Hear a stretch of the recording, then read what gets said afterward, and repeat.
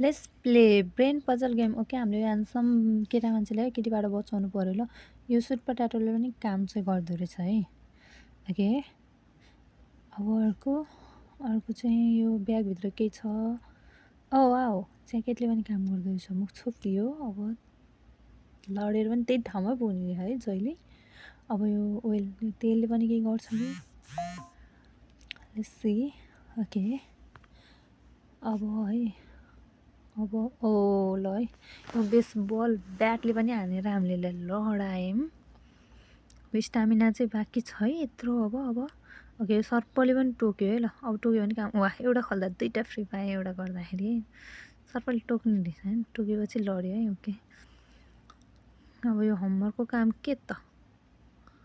ओ okay, lighter छ first. Wow,